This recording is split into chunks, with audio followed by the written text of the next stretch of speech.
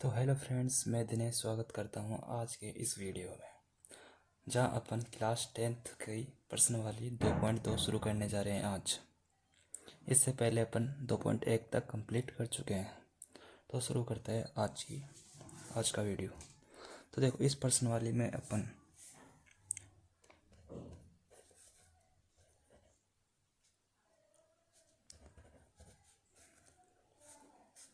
द्विघात बहुपद को सोल्व करना सीखेंगे। ठीक है, द्विघात बहुपद होता क्या है पहले ये समझो।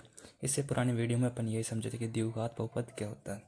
द्विघात बहुपद का अर्थ है जिस बहुपद में क्या हो, अधिकतम घात कितनी होनी चाहिए, 2। जैसे x² प्लस 2x+1, ये क्या है, एक द्विघात है। क्यों? क्योंकि इसमें अधिकतम घात कितनी है, तो 2, इसलिए ये क्या है, द्विघात बहुपद।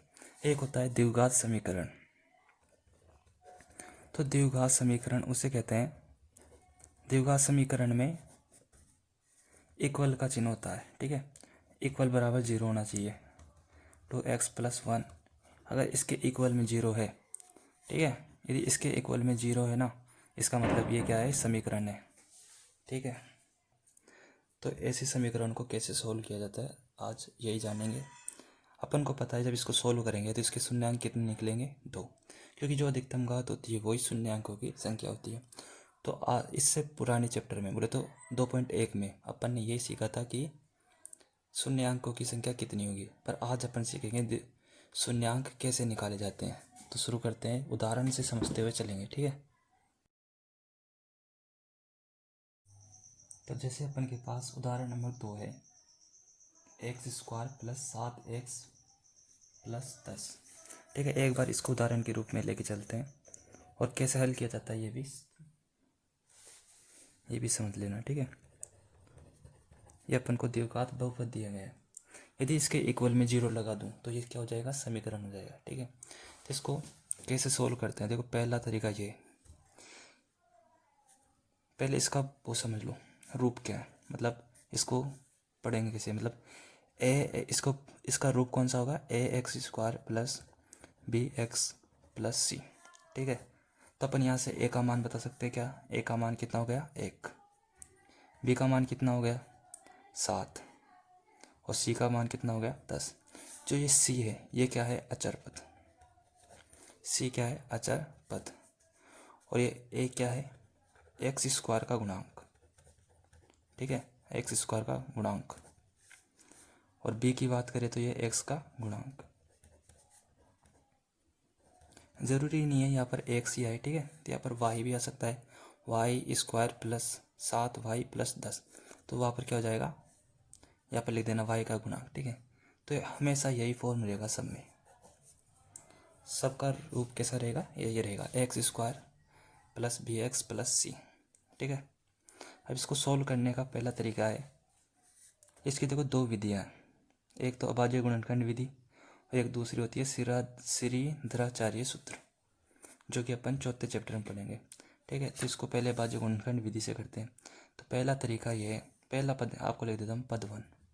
इसको सोल्व करने का तरीका देखो, जो x² का गुणांक होता है, जो x² का गुणांक होता है ना, उसको गुणा करना है किससे, c से।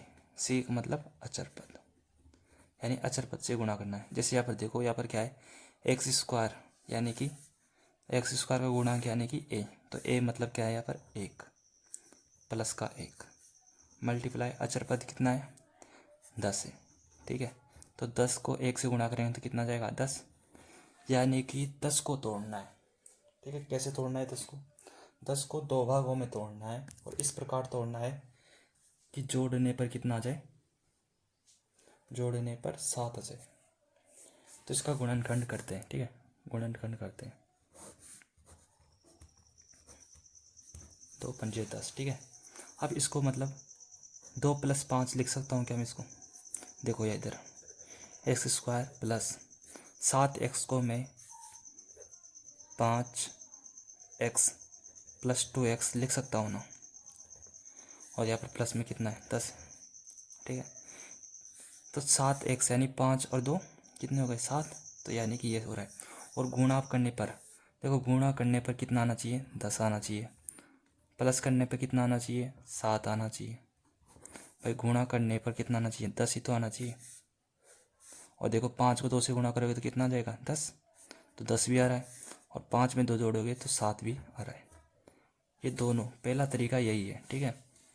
तो पहला आपको ये सही करना है। पहला आपको क्या करना है, एक्स स्क्वायर का गुणांक को अपन को गुणा करना है सी से, बोले तो अचर पद से। अचर पद से गुणा करने पर जो अपन को संख्या प्राप्त होगी उसका क्या करना है, गुणनखंड करना है। और इस प्रकार गुणनखंड करना है कि जो x का गुणांक है, मतलब बीच वाली संख्या है ना, उसके रूप में उसको तोड़ना है। फिर अब जैसे ये त्रुटि है ना, 5 2 7 x जोड़ने पे भी आ रहा है, 5 को 2 से गुणा करोगे 10 भी आ जाएगा, तो गुणा करने पे अब बस इसको हल करना है, एक्स स्क्वायर प्लस 5x। अब ये कोष्टक हट जाएगा, कोष्टक हर बार लगाना है, ठीक है। जैसे जैसे अपन क्वेश्चन करेंगे तो और समझते चलोगे, ठीक है। अब बराबर में जीरो भी रख सकते हैं, क्योंकि समीकरण बनाने के लिए अपन क्या करेंगे, बराबर में जीरो लिखेंगे, ठीक है। अब देखो इस पद में और इस पद में दोनों में कॉमन क्या आ रहा है, इसमें देखो कॉमन कितना आ रहा है, एक्स आ रहा है। अब बचा क्या, एक्स बचा। यहाँ पर कितना बचा, 5 प्लस, अब इसमें कॉमन क्या आ रहा है, 2 आ रहा है ना, एक्स प्लस 5। यदि आपको ये दोनों कोष्टक वाली संख्या यहाँ पर जब कॉमन लेते दोनों समान दिख जाए तो यानी क्वेश्चन आप सही कर रहे हो। यदि दोनों अलग आ गई, मान लो यहाँ पर माइनस आ गया तो अलग हो जाता, यहाँ पर 2 आ जाता तो ये गलत हो जाता। अपन ने यानी कि क्वेश्चन गलत कर दिया, ठीक है। ये समझने का तरीका है। अब क्या करना है, अब इस पूरे में से और इस पूरे में से क्या लेना है, कॉमन लो। तो इन दोनों में कॉमन क्या है, एक्स प्लस 5 बचा, क्या इधर एक्स बचा ना। जब भाई एक्स प्लस 5 ले लिया, ठीक है। अब एक्स प्लस 5 का इसमें भाग दो, इस पूरी संख्या में कितनी बार चल जाएगा, एक्स बार चल जाएगा ना, प्लस। अब इसमें दोगे तो एक्स प्लस 5 घट जाएगा ना, 2। देखो कॉमन लेने का तरीका यहाँ पर ये है, इस दोनों को खोल के रख दो, एक्स स्क्वायर मतलब एक्स गुणा एक्स, और इधर 5x यानी कि 5 गुणा एक्स। अब बताओ दोनों में कॉमन क्या है, एक्स, तो इधर क्या रह जाएगा, एक्स, और बीच में प्लस था ही तो प्लस और 5। अब ऐसे तुम इसमें कर सकते हो 2 गुणा एक्स, इसको लिख सकते हो 2 गुणा 5, तो दोनों में क्या कॉमन क्या जाएगा, 2, ठीक है। और इसको भी ऐसे लिख सकते हो, दोनों में कॉमन क्या दिख रहा है तुमको, एक्स प्लस 5, और एक्स प्लस 5 कॉमन दिख गया तो इसको बाहर ले लिए। अब इसका भाग देना है, इसको भाग देना है इस प्रकार,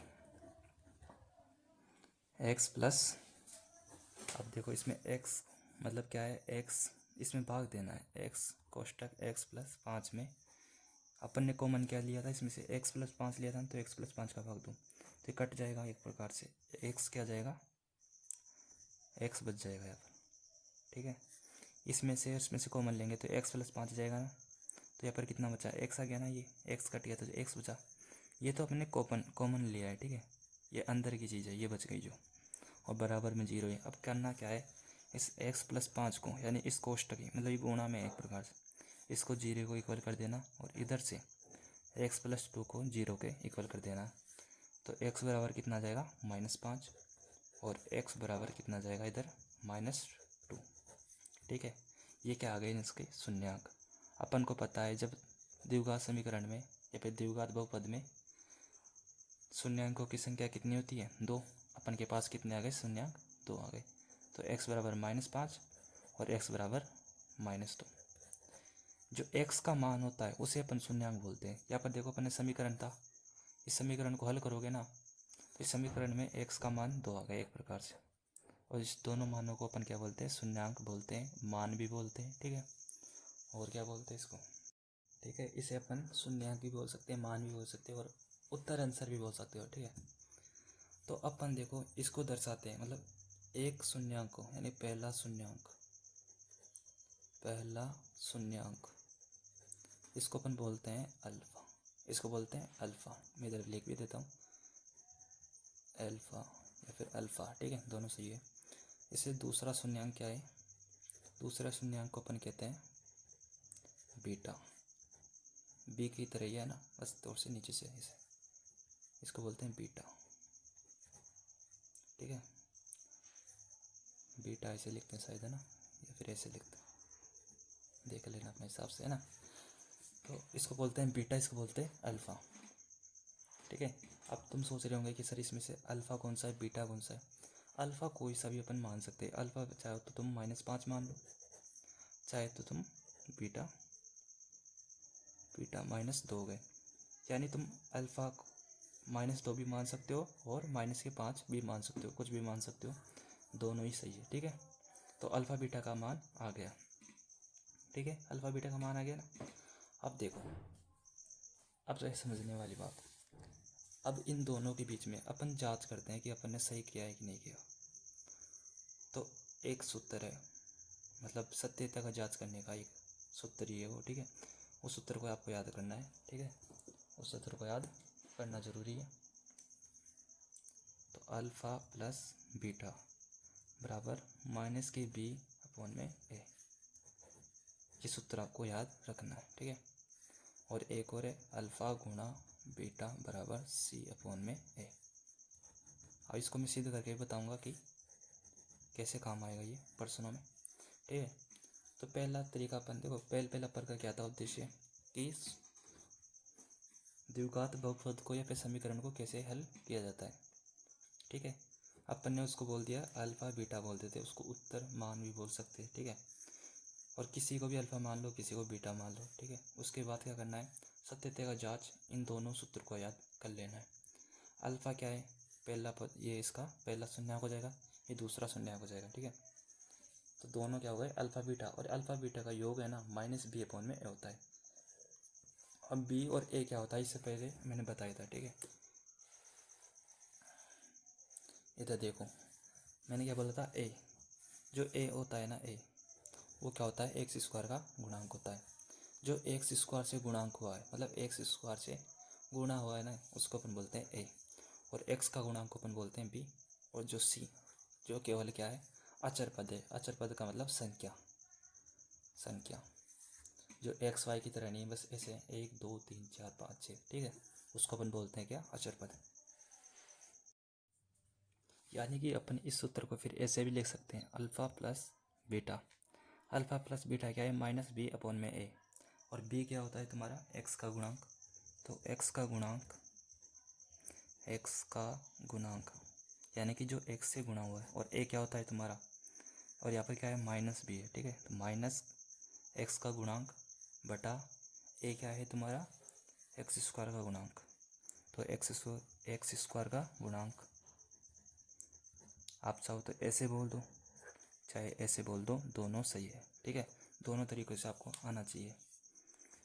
और अल्फ़ा गुणा बीटा ये होता है c/a, और c क्या होता है तुम्हारा, अचर पद, अचर पद। और a क्या होता है तुम्हारा, a एक्स स्क्वायर का गुणांक होता है। तो इसको अपन इस सूत्र को ऐसे भी लिख सकते हैं। ठीक है, तो अपन के पास अल्फ़ा का मान -5 आ गया, और बीटा का मान अपन के पास -2 आ गए। अब इसको सिद्ध करने वाले हैं, मतलब सत्यता की जांच करने वाले हैं कि किस प्रकार, ये सत्यता की जांच करने वाले कि अपन का आंसर सही है या नहीं है इस सूत्र के द्वारा। ठीक है, तो शुरू करें सत्यता की जांच करना। तो देखो अपन के पास अल्फ़ा का मान -5 आ गया था, और बीटा का मान -2 आ गए। अपन करने वाले अब सत्यता की जांच, सत्यता की जांच। देखो सत्यता की जांच कैसे करेंगे, सत्यता की जांच कैसे करेंगे, सूत्र से। तो alpha plus beta, alpha plus beta बराबर कितना होगा, -b/a, और अल्फ़ा का मान कितना आ गया, -5, और बीटा का मान -2, और और b का मान कितना था,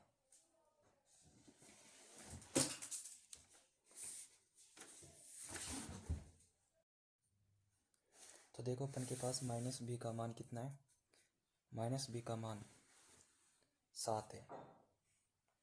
ठीक है, b का मान 7 है, b का मान 7 है। ठीक है, तो b का मान 7,